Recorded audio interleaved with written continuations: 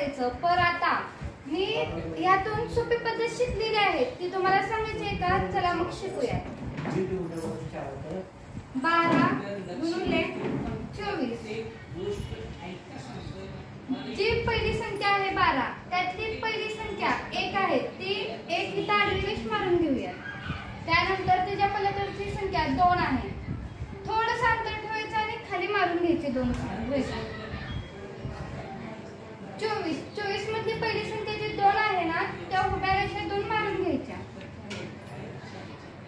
त्या पलीकडची संख्या 4 आहे म्हणून थोडंसं अंतर ठेवून 4 रेषा मारून घ्यायच्या.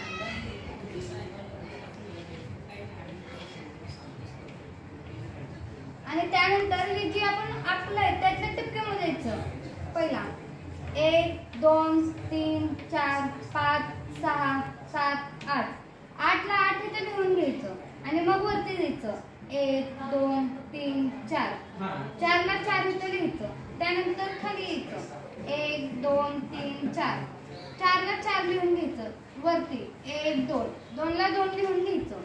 त्यानंतर जी पहिली संख्या आलेली होती ते 8 ला 8 इथं घ्यायचं आणि ह्या दोघांची बेरीज करायची. 4 आणि 4 8. 8 ला 8 इथं घ्यायचं. हे जे 2 असते ना हे इथं घ्यायचं.